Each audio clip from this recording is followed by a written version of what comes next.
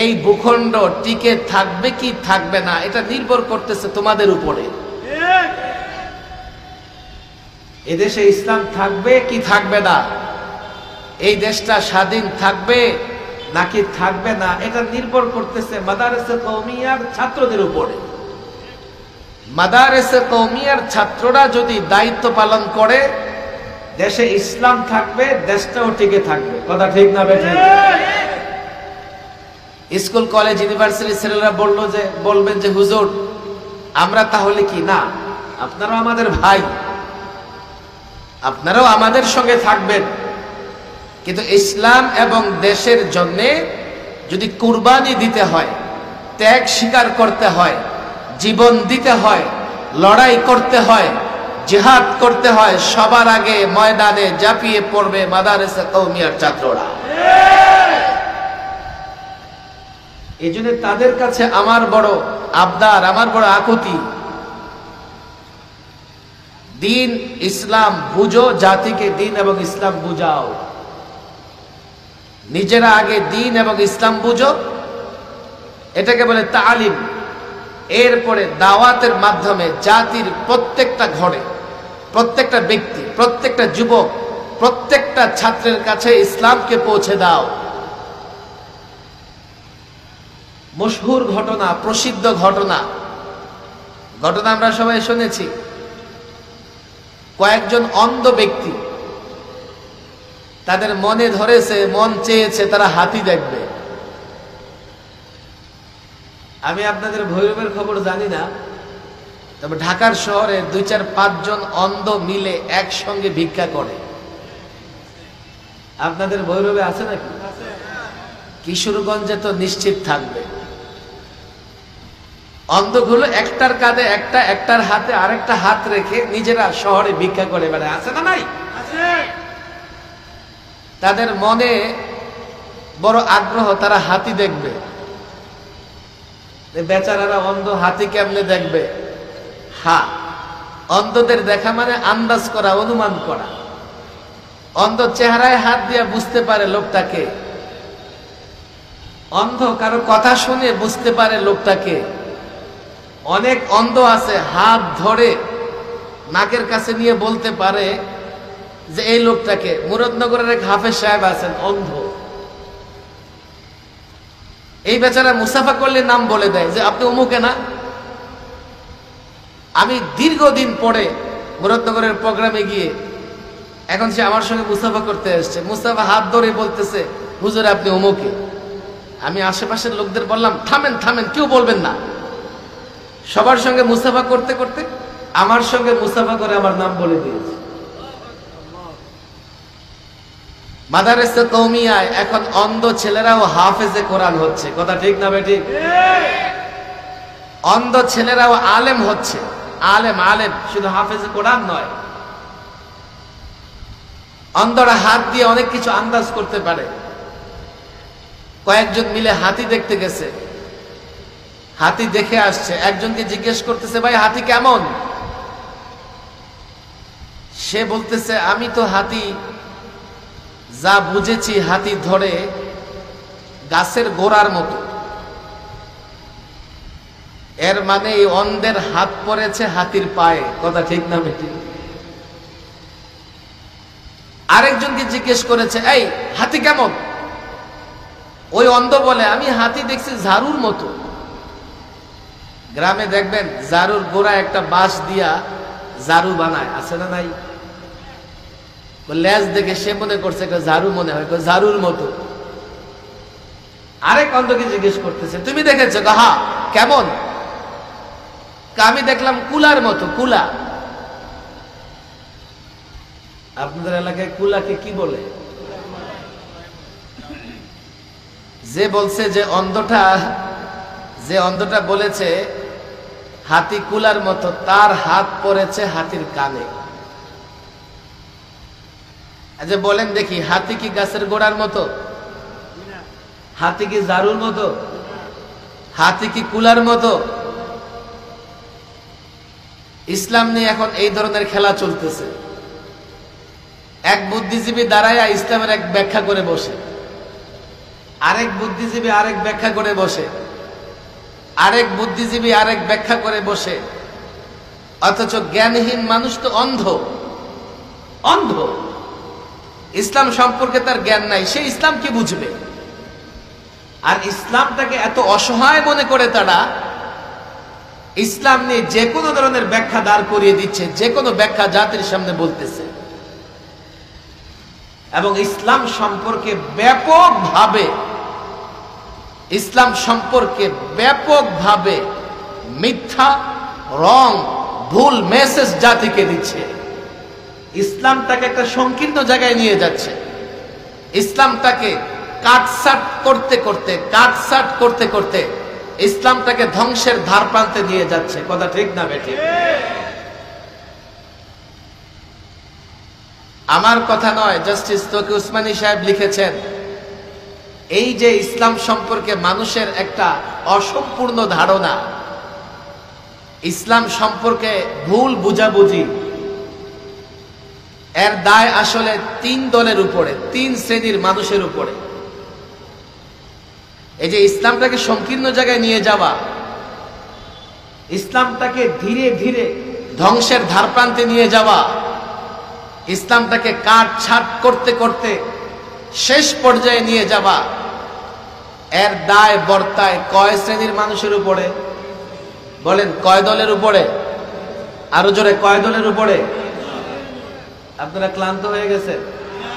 আওয়াজ করতে হবে। কয় দলের দায়িত্ব এটা? কয় দল ইসলামটাকে ধ্বংসের ধারপ্রান্তে নিয়ে যাচ্ছে? আরো জোরে বলেন, কয় দল? ইসলাম সম্পর্কে যে আজকাল এই ভুল বুঝাবুঝি, যে ইসলাম শুধু মসজিদে থাকবে, ইসলাম শুধু মাদ্রাসার 4 দেয়ালের ভেতরে থাকবে, ইসলাম দিয়ে অর্থ ব্যবস্থা চলবে না, ইসলাম দিয়ে বিচার ব্যবস্থা চলবে না, ইসলাম দিয়ে রাষ্ট্র চলবে না, রাষ্ট্র হবে ধর্ম নিরপেক্ষ, রাষ্ট্রের আল্লাহর উপর আস্থা বিশ্বাস থাকবার দরকার নাই, এই যে এই ভুল বুঝাবুঝি বা রং মেসেজ জাতিকে দেওয়া হচ্ছে, ইসলামটাকে সংকীর্ণ জায়গায় নিয়ে যাচ্ছে, এর দায় বর্তায় 3টা দলের উপরে। এক, সরাসরি কাফের বেঈমান, যাদের কাজই হচ্ছে ইসলাম সম্পর্কে নানা রকমের ভুল মেসেজ দেওয়া। এই যে আজকে এখানে শিক্ষিত সমাজকে সম্মাননা দেওয়া হচ্ছে, আমাদের শিক্ষিত সমাজের কাছে ইসলাম সম্পর্কে রং মেসেজ দেওয়া, ভুল মেসেজ দেওয়া, এর প্রথম কাজটা করে কারা জানেন? কাফের, বেঈমান, ইসলাম বিদ্বেষী শক্তি। 2, এই দায় কাদের জানেন? সেকুলারিজমে যারা বিশ্বাসী, যারা সেকুলার, ধর্ম নিরপেক্ষতায় বিশ্বাসী। সেকুলারের বিশ্বাস কি? সেকুলারিজমের মূল বিশ্বাসের জায়গা কি? যে ধর্ম এটা তোমার ব্যক্তিগত বিষয়, রাষ্ট্র সমাজ এটা চলবে অন্য চিন্তায়। অন্য চিন্তায় মানে পশ্চিমাদের চিন্তায়, তাদের অনুর্বর মস্তিষ্কের চিন্তায়। তারাও দায়ী ইসলামটাকে পর্যায়ক্রমে সংকীর্ণ জায়গায় নিয়ে যাওয়ার, এর জন্য তারাও দায়ী। 3 নম্বর দায়ী হচ্ছে আমার মতো কিছু লোকজন। বলবেন যে আপনার মতো লোকেরা কেন দায়ী? তারা কি ইসলামকে মানে না? তারা ইসলাম মানে, তারা ভালো মানুষও বটে, তারা আলেম আবেদও বটে, কিন্তু তাদের কাজেও ইসলাম সম্পর্কে একটা ভুল মেসেজ যাচ্ছে। এই কথা আমার বলার দুঃসাহস নাই, এই কথা বলেছেন জাস্টিস তকি উসমানী সাহেব। আমি এই কথা বলার দুঃসাহস কোথায় দেখাবো? যে আলেম ওলামাদের কারো কারো তরজে আমল, কর্ম পদ্ধতি এমন, তাদের কর্ম পদ্ধতির কারণে সাধারণ মানুষের ভেতরে একটা ভুল বুঝাবুঝি তৈরি হচ্ছে। বলে কিভাবে হুজুর? দ্বীনের অনেক শাখা প্রশাখা আছে, অনেক বিষয় আছে, তো কিছু বিষয়ের উপরে তারা এমন ভাবে আমল করে সাধারণ মানুষ মনে করে এগুলোই দ্বীন, এর বাইরে দ্বীন নাই। কথা ঠিক না বেঠিক? ছাত্র আমার কথা খেয়াল করো। ইসলামের অনেকগুলো বিষয় আছে। বলবে হুজুর অনেকগুলো বিষয় কি? তোমাদের জন্য, ছাত্রদের জন্য সবক এটা। তোমাদের কাছে বড় প্রত্যাশা আমার, তোমাদের কাছে বড় আশা আমি রাখি, তোমাদের কাছে আশা রাখি বলে কষ্ট করে ঝুঁকি নিয়ে মাহফিলে আসি, না হলে এতটা ঝুঁকি নিয়ে মাহফিল করার কোনো দরকার নাই। তোমরা জানো কয়দিন পর পরই আমাকে মেহমানখানা যাওয়া লাগে। সে 11 সাল থেকে শুরু হয়েছে, মেহমানখানা আমাকে ভুলে না। এবারে যখন মেহমানখানা খালি, মেহমান লাগবে তো সবার আগে আমি মেহমান।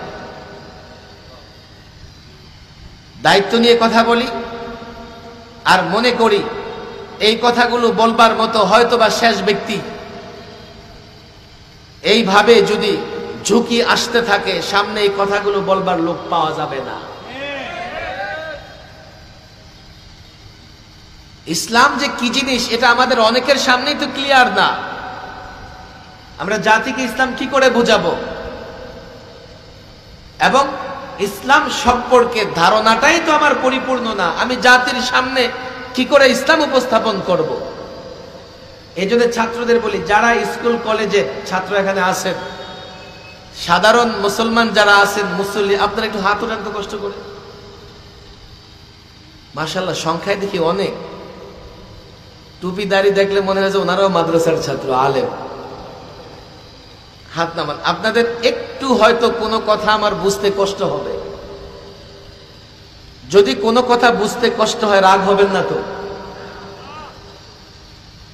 তবে এতটুকু আবদার, কোনো কথা বুঝতে কষ্ট হলে কোনো একটা মাদ্রাসার ছাত্র, জালালাইন জামাত পর্যন্ত পড়েছে, মেশকাত পর্যন্ত পড়েছে, এমন ছাত্র আপনার আশেপাশে আছে না নাই? কোনো আলেমের কাছে আমার এই কথার ব্যাখ্যা জেনে নেবেন। যেহেতু এখানে আমি সবার উদ্দেশ্যে কথা বলতেছি, হতে পারে আমার কোনো কথা কারো বুঝে আসবে না, তবে আমি এতটুকু আশা রাখি, যদি মন দিয়ে শোনেন 90 ভাগে বুঝবেন ইনশাআল্লাহ। আর 10 ভাগ যদি অন্য কোনো আলেম আবার কোথাও আলোচনা করে বুঝে ফেলবেন। ফুকাহায়ে কেরাম ইসলামের একটা চার্ট তৈরি করেছে। ছাত্রদের বলি, তোমার কাছে নাহু সরফের চার্ট আছে? আমি যদি বলি হাত তুলে দেখাও তোমার কাছে ইসলামের চার্ট আছে কি না, ইসলাম কি জিনিস, তুমি কিন্তু দেখাতে পারবা না। আমাদের ফুকাহায়ে কেরাম ফতোয়ার কিতাবগুলোতে আপনি দৃষ্টি দিলে দেখবেন, কিতাবুত তাহারা দিয়ে, পবিত্রতা অধ্যায় দিয়ে যখনই কিতাব শুরু হয়েছে, আগে পূর্ণাঙ্গ দিনের একটা সংক্ষিপ্ত আলোচনা আসছে। ছাত্রদের বলে আল বাহরুর রায়ক, দারুল ইফতার সঙ্গে তাদের সম্পর্ক আছে, বা ফতোয়া শামির তোমরা নাম শুনেছো, ফতোয়া আলমগীর তোমরা নাম শুনেছো, কিংবা হয়তোবা তোমাদেরকে যখন হেদায়া পড়ানো হয়, সরে বেকায়া পড়ানো হয়, কদুরি পড়ানো হয়, কাঞ্জ পড়ানো হয়, কিংবা তোমাদেরকে যখন নুরুল ইজা পড়ানো হয়, হতে পারে তোমাদের উস্তাদ বছরের শুরুতেই তোমাদের সামনে ইসলামের একটা চার্ট, একটা নকশা, একটা সাজারা, একটা বৃক্ষ তোমাদের সামনে পেশ করেছেন। হয়তোবা মনোযোগ সহকারে শোনো নাই, কিংবা শুনলেও ভুলে গেছো। ফুকাহায়ে কেরাম টোটাল ইসলাম বা উমুরে দিন, দিনের সমস্ত বিষয়গুলোর একটা সংক্ষিপ্ত চার্ট এঁকেছেন ফতোয়ার কিতাবের শুরুতেই। সেখানে কি উমুরে দিন, দিনের সমস্ত বিষয়গুলোকে প্রথমত ওনারা 5 ভাগে ভাগ করেছেন। কয় ভাগে? কষ্ট করে হাত উঠান দেখি। আপনার কষ্ট হইতেছে? আমি বয়ান করব না, আমি একটু তালিম দেব আজকে। বয়ান আমার পরে আর 2জন আলোচক আছেন, আলোচনা করবেন। লম্বা করে হাত উঠান। এটা এই জন্যই যাতে মনে থাকে। আমি সাখাওয়াত সাহেব কালকে মরে গেলেও ওয়াজ চলবে, ওয়াজ কিন্তু বন্ধ হবে না। এই যে দফায় দফায় ছিলাম মেহমানখানায়, ওয়াজ কিন্তু চলছে। আমার এটা দরকার নাই যে এবার মাহফিল করে গেছি, আগামীতে দাওয়াত দিবি কিনা, একটু জনগণের মন সন্তুষ্ট করে যাই। আমি চাই মরার আগে যাতে আল্লাহ আমার উপর সন্তুষ্ট হয়ে যায়। লম্বা করে হাত উঠান। কয়টা আঙ্গুল? কষ্ট হইতেছে হাত উঠাইতে? কষ্ট হলে হাত নামাই দিবেন। কয়টা আঙ্গুল? উমুরে দিন বা ইসলামের বিষয় আদিকে ফুকাহায়ে কেরাম কয় ভাগে ভাগ করেছে? আরো জোরে, কয় ভাগে? ছাত্ররা চিল্লায় বলো, কয় ভাগে? কয় ভাগে? তোমাদের জন্য সবক 1, বলো 1। আকায়েদ। 1 কি? আকায়েদ মানে কি? আমরা সাধারণ মানুষ যারা বুঝি না, আকীদা বুঝি তো? ঈমান আকীদা বুঝি কি বুঝি না? ইসলামের 1 নাম্বার বিষয় আকীদা। 1 নাম্বার বিষয় কি? আকীদার বহুবচন হলো আকায়েদ। আকীদার বহুবচন কি? তাহলে 1 নাম্বার বিষয় আকায়েদ। বলেন কি? ইসলামের 1 নম্বর বিষয় কি? আরো জোরে একটু হাত নামান, রেস্ট নেন। আমি যখন মাগরিবের পরে প্রবেশ করি, গুনবি সাহেবকে সম্ভবত আকীদার উপরে আলোচনা করতেছেন দেখলাম। আকীদা ঠিক তো সব ঠিক, আকীদায় ঝামেলা আপনার আমলে আপনার কোনো কাজে আসবে না। বাহারটা উঠান, আমারই হাত ব্যথা হয়ে গেছে। কয়টা আঙ্গুল আছে? ছাত্ররা বলো কয়টা আঙ্গুল? 1 নাম্বার কি? 1 নাম্বার কি? 2 ইবাদত। আরো জোরে ইবাদত। আমরা সাধারণ বাইরে ইবাদত বুঝি তো না? ইবাদত বুঝি তো। 3 মুআমালাত। মুআমালাত মানে লেনদেন। মুআমালাত মানে কি? আরো জোরে। আমার শিক্ষিত ভাইয়েরা কত ইয়েস নো ভেরি গুড কত শব্দ শিখে ফেলে। একটা শব্দ শিখে যান, বলেন মুআমালাত মানে লেনদেন। মানে কি? ইসলামে লেনদেন আছে না নাই? ইসলামে লেনদেন আছে না নাই? 4 বলেন 4 উকুবাত, বিচার ব্যবস্থা। উকুবাত, আরো জোরে উকুবাত, বিচার ব্যবস্থা। আরো জোরে উকুবাত, কি ব্যবস্থা? ইসলামে বিচার ব্যবস্থা আছে না নাই? সর্বশেষ 5 আখলাক মানে চরিত্র। আখলাক মানে কি? উমরে দিন, দিনের সমস্ত বিষয়গুলোকে ফুকাহায়ে কেরাম কয় ভাগে ভাগ করেছেন? আর হাত উঠাইতে বলে, মুখে বললে হবে কয় ভাগে? আরো জোরে, আরো জোরে। কষ্ট হইতেছে? এবার এক এক বলে। 1 আকায়েদ, 1 2 ইবাদত, 2 3 4 উকুবাত মানে কি? বিচার ব্যবস্থা। উকুবাত মানে কি? বলেন কি? 5 কি? আরো জোরে। 5 কি? 5 কি? আখলাক মানে কি? আরো জোরে বলেন। এগুলো সব মিলে ইসলাম। এগুলো সব মিলে, আরো জোরে বলেন, এগুলো সব মিলে কি? ইমানের মৌলিক বিষয় 5টা। ইমানের মৌলিক বিষয় কি? আরো জোরে কয়টা? 5টা। কোরআনে কারীমের এক আয়াতেই আছে, আমিনু বিল্লাহি ওয়া মালাইকাতিহি ওয়া কুতুবিহি ওয়া রুসুলিহি ওয়াল ইয়াউমিল আখির। আছে না নাই? হাফেজ সাহেবরা বলেন কোরআনে 5টা কথা আছে না নাই? আচ্ছা, আমরা সবাই তো পড়ি এটা। বক্তব্যে যখন পড়ি কালেমায়ে তৈয়বা, এরপরে কি কালেমায়ে শাহাদাত, এরপরে কি কালেমায়ে তাওহীদ পড়ি কি পড়ি না? এরপরে কালিমায়ে ইমানে মুজমাল কি পড়ি? মনে আছে? বলতে পারবেন?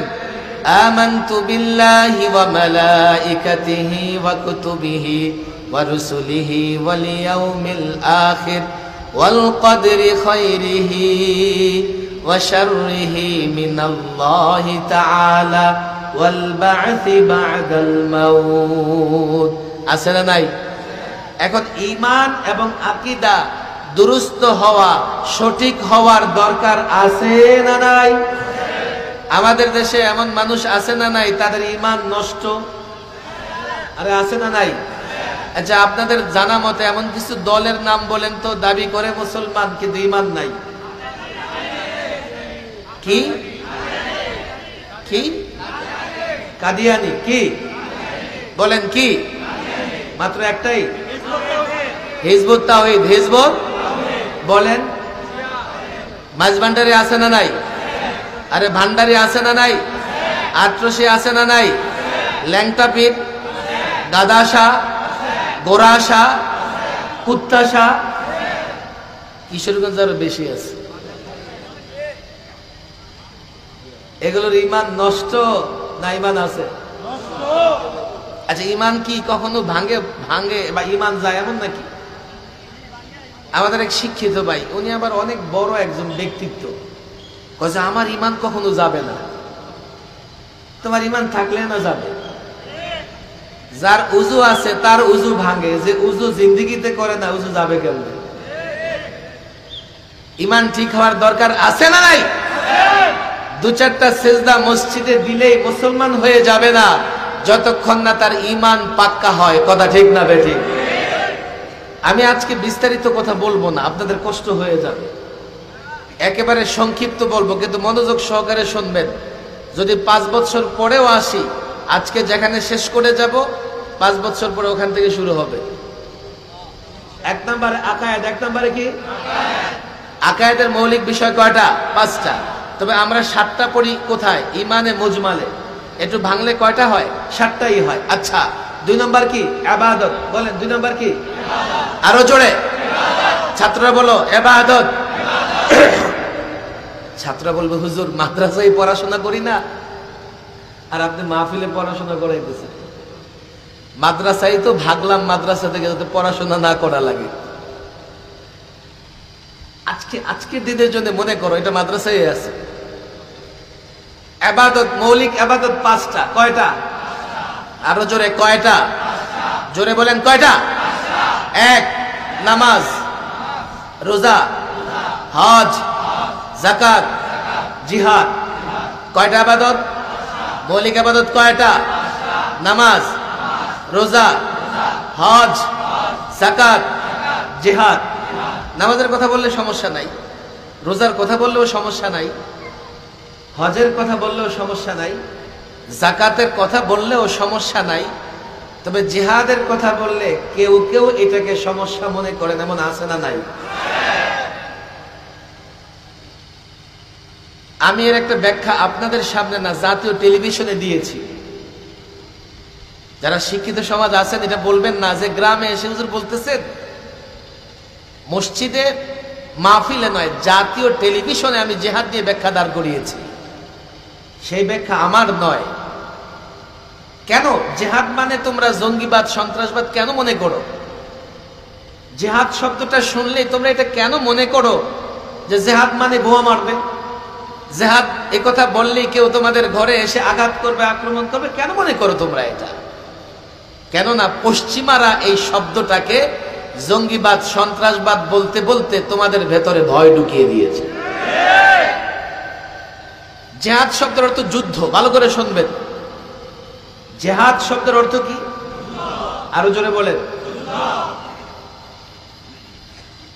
আমরা যুদ্ধ করতে প্রস্তুত আছি না নাই? পৃথিবীর সব রাষ্ট্র যুদ্ধ করে, সব রাষ্ট্র যুদ্ধের জন্য প্রস্তুতি নেয়, অস্ত্র বানায়, অস্ত্র কিনে। যেই রাষ্ট্রের যুদ্ধ করার ক্ষমতা বেশি সেই সবচেয়ে বড় মাতব্বর। কথা ঠিক না বেঠিক? তো হুজুর ঠিক আছে, আপনারা যুদ্ধ বলেন, জিহাদ বলার দরকার কি? আপনারা যদি যুদ্ধ বলেন তাহলে তো আর আপনাদের সাথে ঝামেলা নাই। আমি বলি, ভাইরে আমি এই জন্যই যুদ্ধ বলতে পারি না, কেননা তোমাদের যুদ্ধ আর জিহাদ এই দুটো এক জিনিস নয়।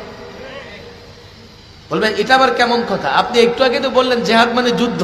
হ্যাঁ, জিহাদ শব্দের অর্থ যুদ্ধ, কিন্তু তোমাদের যুদ্ধকে জিহাদ বলা যায় না।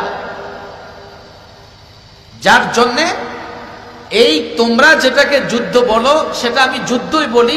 আমি যেটা করব, মুসলমানরা যেটা করবে, দেশ ইসলাম রক্ষার জন্য মুসলিমরা যা করবে তাকে জিহাদ বলবে। তোমাদের যুদ্ধ আর জিহাদ এক জিনিস নয়। কেন জানো? ইসলামের সব সুন্দর, ব্যক্তি জীবন ইসলামের সুন্দর, সামাজিক জীবন সুন্দর, অর্থ ব্যবস্থা সুন্দর, বিচার ব্যবস্থা সুন্দর, ইসলামের আদর্শ সবগুলো সুন্দর, ইসলামের যুদ্ধ নীতিও সুন্দর। আর ইসলামিক পরিভাষায় সেই যুদ্ধকে বলা হয় জিহাদ। জিহাদের সঙ্গে সন্ত্রাস, উগ্রতা কিংবা জঙ্গিবাদের কোনো সম্পর্ক নাই।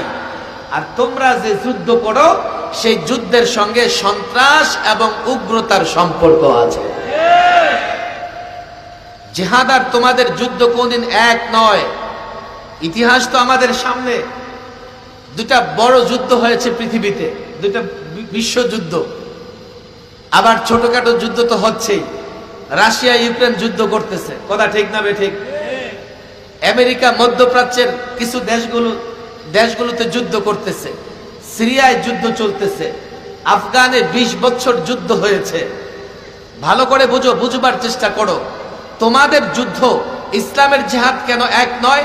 ইসলাম যে যুদ্ধকে পারমিশন দেয়, ইসলাম যে যুদ্ধের কথা বলে, যেটাকে আমরা জিহাদ বলি, সেই যুদ্ধে নারীর উপর আক্রমণ করবার বিধান নাই, সেই যুদ্ধে শিশুর উপর আক্রমণ করবার বিধান নাই, সেই যুদ্ধে সাধারণ মানুষের বাড়িঘর ভাঙার কোনো বিধান নাই, সেই যুদ্ধে ধর্ষণ তো দূরের কথা, নারীর দিকে চোখ তুলে তাকাবার কোনো সুযোগ নাই। এটা ইসলামের জিহাদ। তোমরা যে যুদ্ধ করো, চোখের সামনে আমেরিকা জাপানের হিরোশিমা নাগাসাকিতে দ্বিতীয় বিশ্বযুদ্ধে অ্যাটম বোমা নিক্ষেপ করেছে। আজও হিরোশিমাতে কোন বাচ্চা জন্মগ্রহণ করলে বিকলাঙ্গ হয়, পূর্ণ শরীর নিয়ে বাচ্চা জন্মগ্রহণ করতে পারে না। রাশিয়া যুদ্ধ করতেছে ইউক্রেনের সঙ্গে, সাধারণ মানুষের বাড়িঘর ভাঙতেছে। আর ইসরায়েলি বর্বর জাতি হামাসের সঙ্গে কিংবা গাজ্জাবাসীদের সঙ্গে, রাফাবাসীদের সঙ্গে, ফিলিস্তিনের সঙ্গে যা করছে, এটাকে যুদ্ধ, যুদ্ধের নামে সন্ত্রাস, এটাকে যুদ্ধ। এই যুদ্ধকে জিহাদ বলা যায় না। আজকে এই গত 6 মাসে কমপক্ষে 50,000 শিশুকে হত্যা করেছে ইসরায়েলি। ইহুদিরা ফিলিস্তিনের ভূখণ্ডকে তারা ধ্বংসের ধারপ্রান্তে নিয়ে পৌঁছে দিয়েছে। এটা তোমাদের যুদ্ধ। আল্লাহর কসম, ইসলামের এক একটা জিহাদ দেখো, আল্লাহর নবীর বদর থেকে শুরু করে আজকের আফগান পর্যন্ত প্রত্যেকটা জিহাদ বা যুদ্ধ এমন ছিল, কোন নারীকে ধর্ষণ তো দূরের কথা, নারীর ইজ্জতের উপর আঘাত আসে না।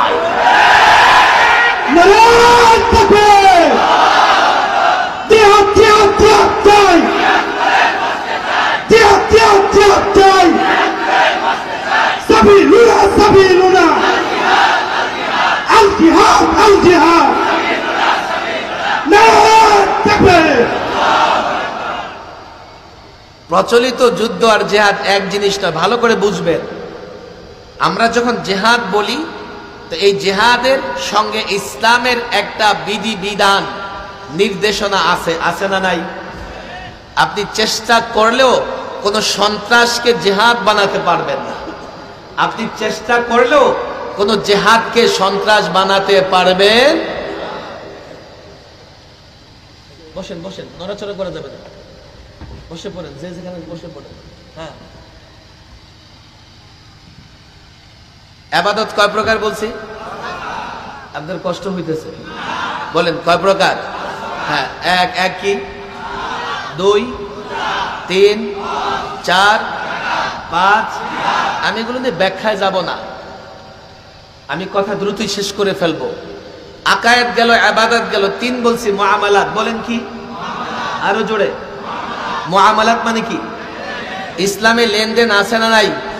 লেনদেনও 5 প্রকার। ছাত্রদের বলি, তোমরা অন্তত মনে রাখো, লেনদেনের প্রথমটা হচ্ছে মুআবাজাতে মালিয়া, আর্থিক লেনদেন। কেন জানবে আর্থিক লেনদেন? জানো, একটা পাগল নাবালেগ বাচ্চারও আর্থিক লেনদেনের প্রয়োজন হয়, হয় কি হয় না? নামাজের বিধান বালেগ হওয়ার পরে ফরজ হয়, কিন্তু জন্মের আগে থেকেই বাচ্চার আর্থিক লেনদেন বাচ্চার পক্ষ থেকে মা বাবার শুরু হয়ে যায়। খাবার দাবার ছাড়া তো বালেগ হওয়া পর্যন্ত যাইতেই পারবে না সে। আর্থিক বিধান, লেনদেন কতটা গুরুত্বপূর্ণ। একটা পাগল, তার উপরে কি নয়, নামাজ রোজা ফরজ নয়, তারও খাবার দাবার, আর্থিক লেনদেন, ক্রয় বিক্রয় করা লাগে। কথা ঠিক না বেঠিক?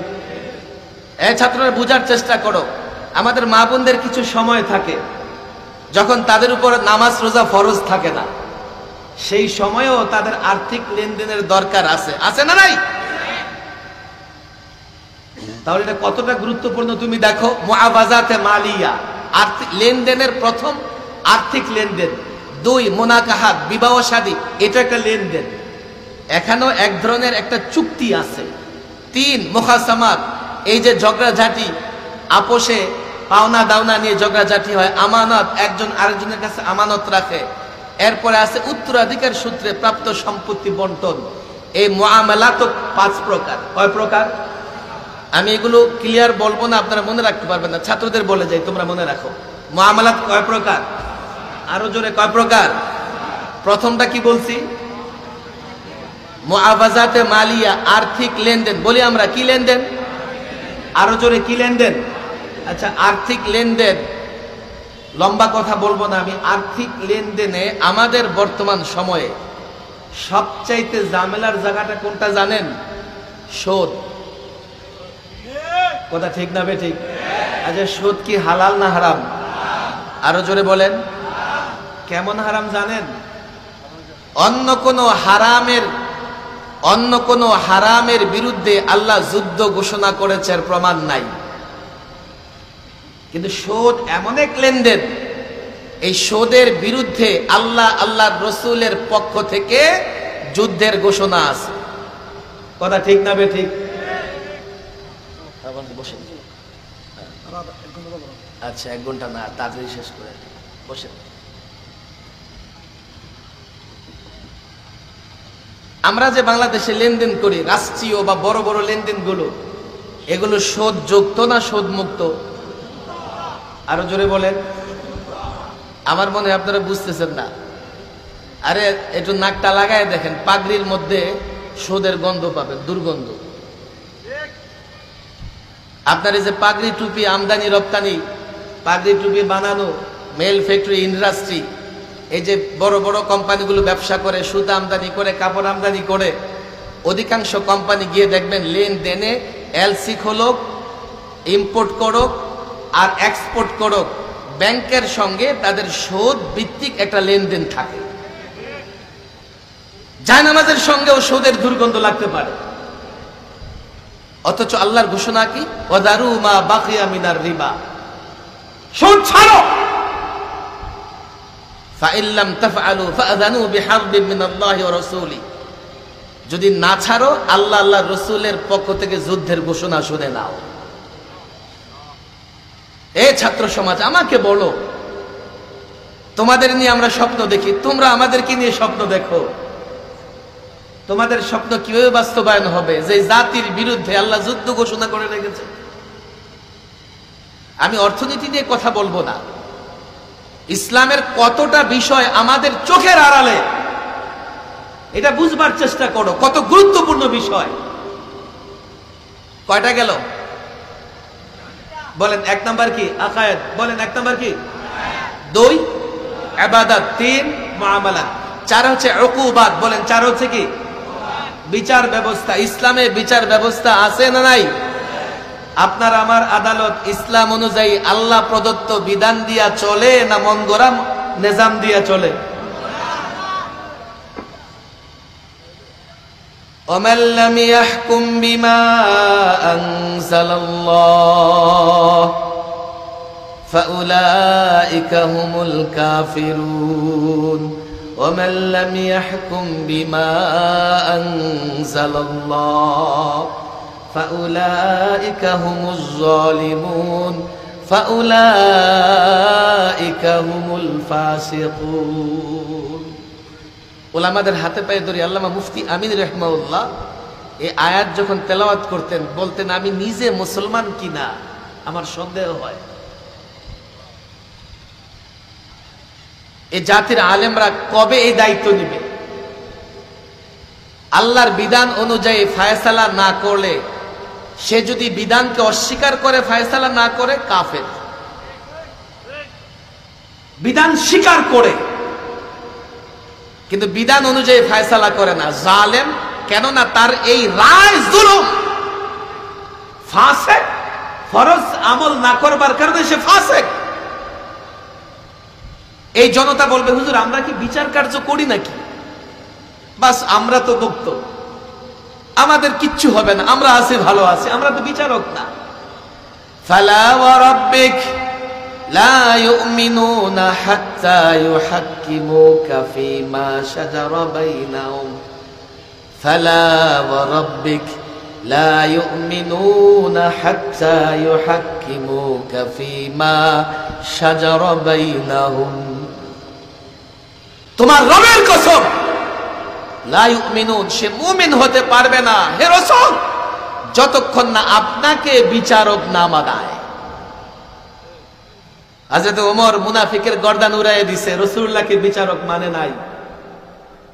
আপনি বিচারক না, আপনি বিচার প্রার্থী। তো আপনি দেখেন তো, আপনি বিচার প্রার্থী যখন হচ্ছেন, রাসূলুল্লাহকে বিচারক মানতেছেন কিনা? ব্যথা কি আছে? মরুভূমিতে আছে পানি নাই, পানি পান করার জন্য 12টা ঝর্ণা দিয়েছে, খাবে কোথায়? তো আকাশ থেকে মান্না সালোয়ার ব্যবস্থা করে দিয়েছে। ইহুদিরা পরবর্তীতে অভিশপ্ত হয়েছে। কেন? তারা নবীদের হত্যা করেছে। এই পৃথিবীতে সন্ত্রাসের সূচনা তারা করেছে। এই ইতিহাস শুধু ইসলামের সঙ্গে সম্পৃক্ত না। হযরত ঈসা আলাইহিস সালাম আজকে পৃথিবীতে সবচাইতে বেশি খ্রিস্টান ধর্মের অনুসারী। তারাও কিন্তু জানে ইহুদিরা তাদের দৃষ্টিভঙ্গি অনুযায়ী আমরা মনে করি হযরত ঈসা চতুর্থ আকাশে আছেন।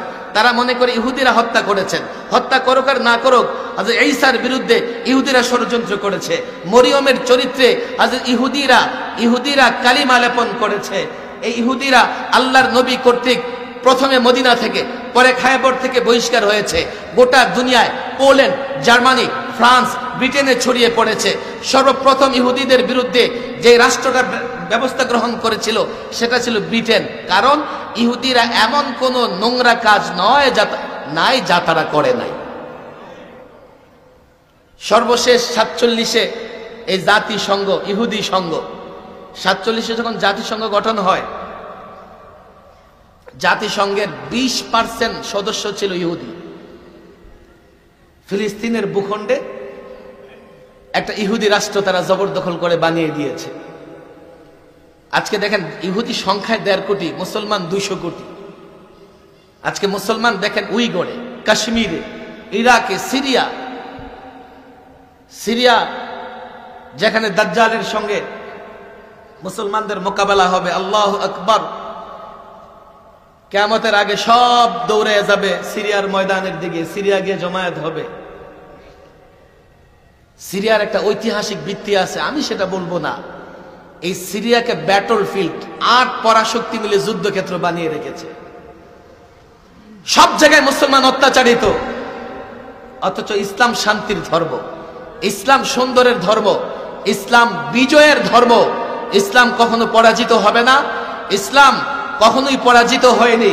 সাময়িক কোন যুদ্ধে মুসলমান ক্ষতিগ্রস্ত হলেও চূড়ান্ত বিজয় মুসলমানদের হয়েছে। কেন?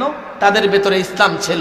আমরা আজকে 3 দল মিলে, কেউ তো সরাসরি ইসলামকে ধ্বংস করতেছে, কাফের বেঈমান, কেউ বা রাষ্ট্র ক্ষমতার জন্য ইসলামকে প্রতিপক্ষ বানিয়েছে, কেউ বা নিজের তরজে আমল কাজকর্মকে এমন বানিয়েছি যে ইসলামকে কয়েকটা জিনিসের মধ্যে বন্দী করে রেখেছি।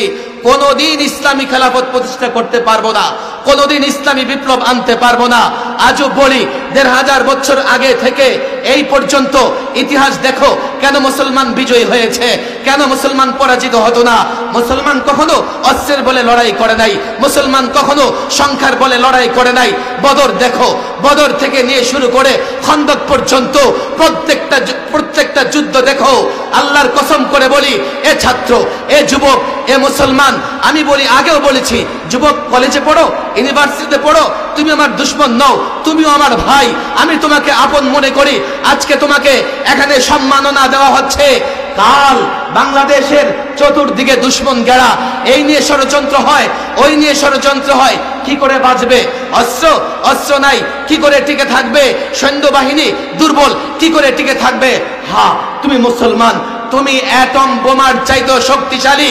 রব্বে কাবার কসম করে বলি, আজও যদি ইসলাম ধরো, ইসলাম মানো, ইসলামের উপর আমল করো, পূর্ণাঙ্গ দিনের উপর আমল করো, রব্বে কাবার কসম, সেন্ট মার্টিন নয়, বাংলাদেশের 1 ইঞ্চি ভূখণ্ডে যদি পৃথিবীর কোন পরাশক্তি আক্রমণ করে, রব্বে কাবার কসম, এদেশের ছাত্র জনতা, এদেশের যুবক তাদের জন্য যথেষ্ট।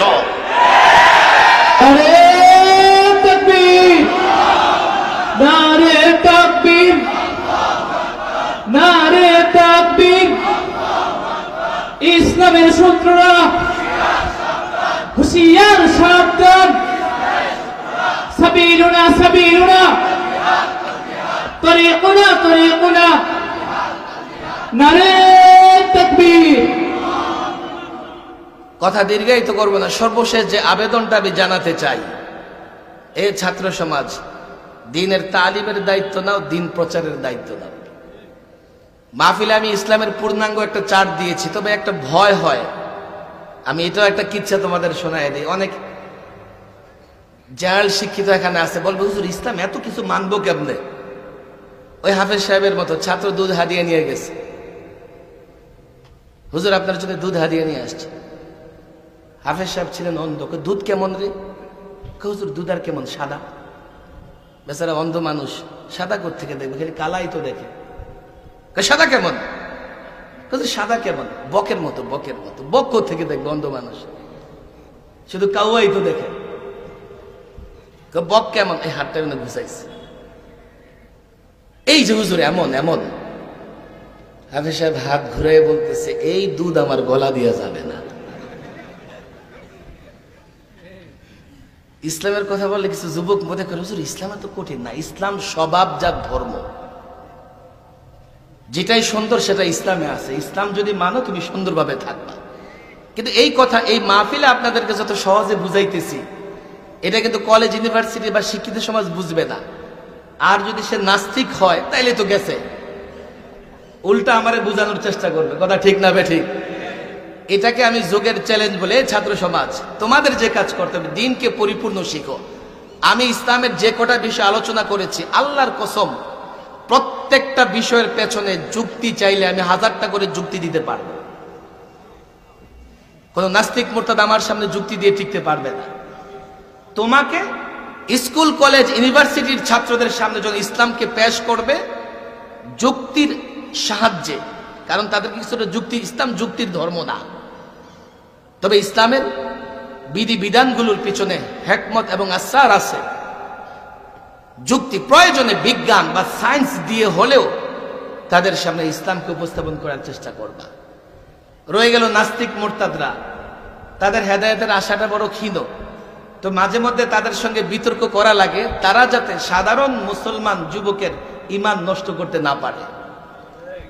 তোমরা যেই চ্যালেঞ্জ নিতে পারো, আমি তোমাদের বলি, হাতে পায়ে ধরে বলি, ছাত্র হও আর তোমরা শিক্ষক হও, তোমাদের চ্যালেঞ্জের জায়গা হচ্ছে ইসলাম তো সুন্দর ধর্ম, সৌন্দর্যের ধর্ম।